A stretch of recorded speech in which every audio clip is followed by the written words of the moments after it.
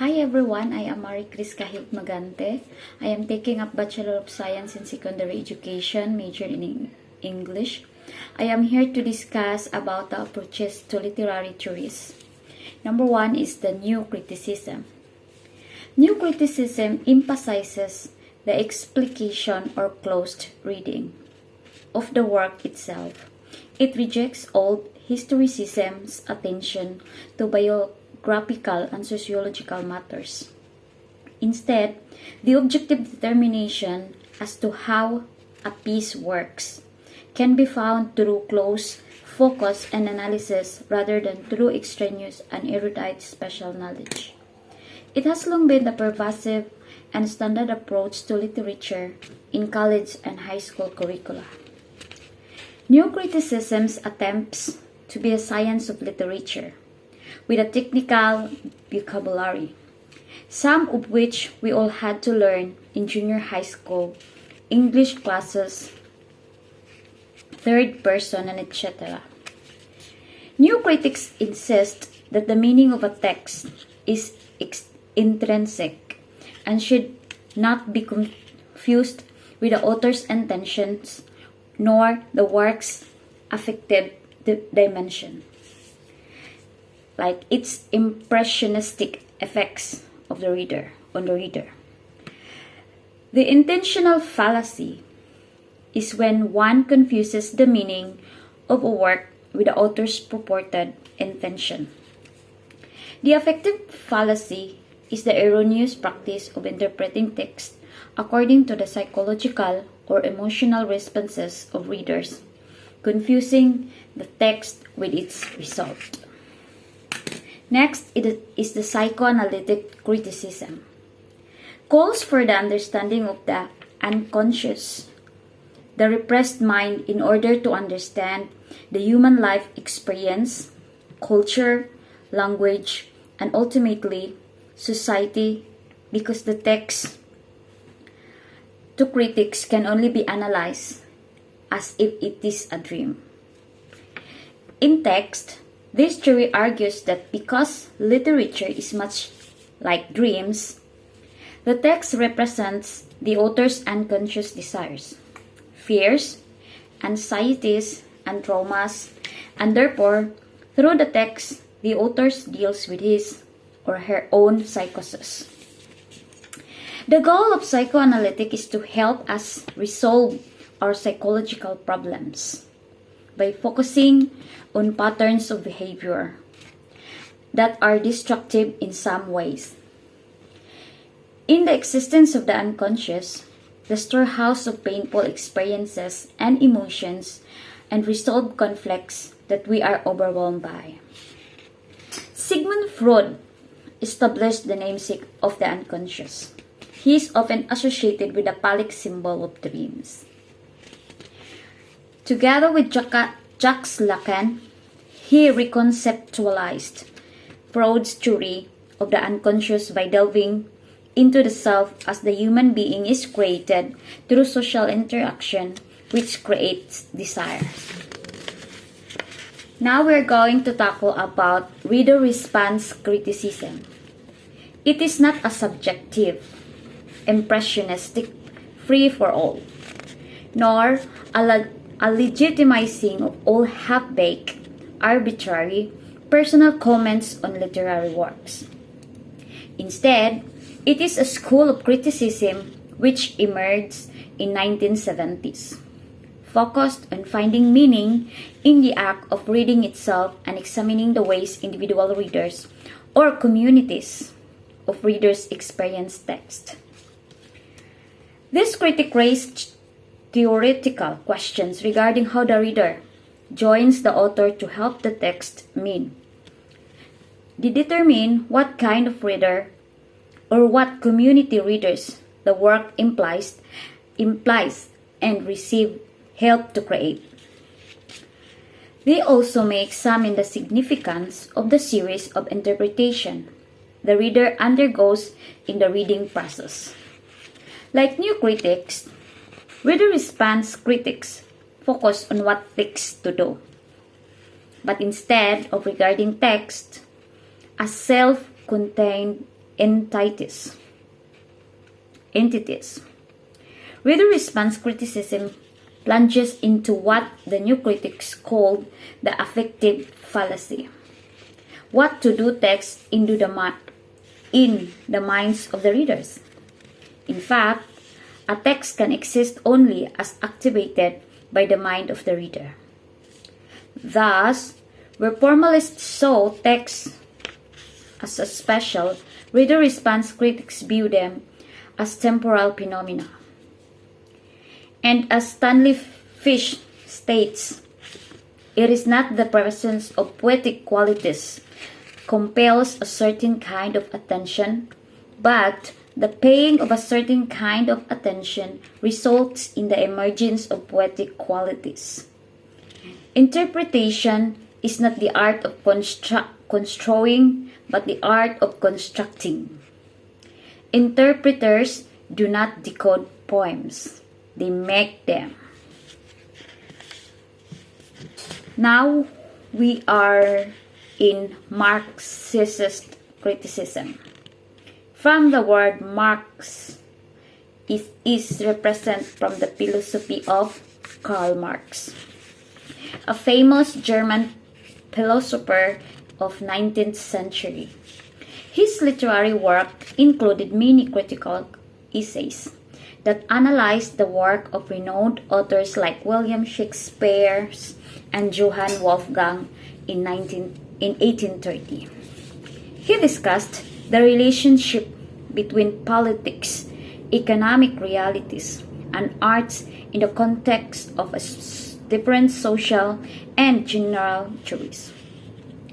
Karl argued that and provide the infrastructure and base of social institutions from which superstructure comprising of philosophy, arts, politics, and religion emerges.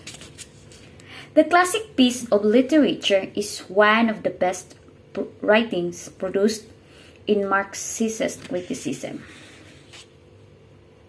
Marxism explored the critical societal institutions playing a significant role in its progress.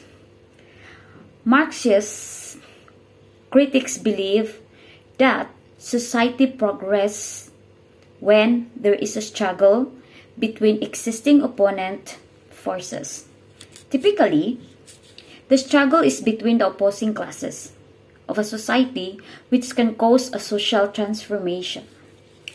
And overall, Marxism has a significant impact on the social institutions and analyzes how certain classes hegemonizes the working class and controls everything. The approach helped literary critics understand the cultural and ideological influence of the society a writer depicts in his writing. Next is new historicism. It is a literary theory based on the idea that literature should be studied and interpreted within the context of both the history of the author and the history of the critic.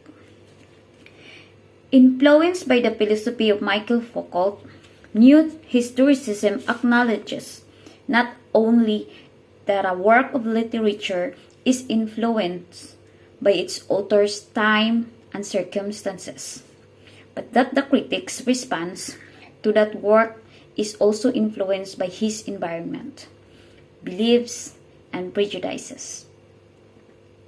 Stephen J. Greenwald, American scholar who was created with establishing new historicism, an approach to literary criticism that mandated the interpretation of literature in terms of the milieu from which it emerged, as the dominant mode of Anglo-American literary analysis by the end of the 20th century. He was considered to be among the preeminent scholars of Renaissance literature in the late century and early 21st centuries and was particularly noted for his analysis of William Shakespeare's works. Now we are going to tackle my two archetypal criticism and its approaches to literature. It argues that archetypes determine the form and functions of literary works, that a text meaning is shaped by cultural and psychological myths. Archetypes are the unknowable basic forms personified or concretized in recurring images, symbols, or patterns which may include motifs such as the quest or the heavenly ascent. Recognizable character types such as the trickster or the hero, symbols such as apple or the snake, or images such as crucifixion, all laden with meaning already when employed in a particular work. Archetypal criticism gets into impetus from psychologist Carl Jung, who postulated that humankind has a collective unconscious, a kind of universal psyche which is manifested in dreams and myths and which harbor themes and images that we all inherit. Literature, therefore, imitates not the world, but rather the total dream of humankind. Archetypal images and story patterns encourage readers to participate ritualistically in basic beliefs, fears, and anxieties of their age. These archetypal pictures not only constitute the intelligibility of the text, but also tap into level desires and anxieties of humankind.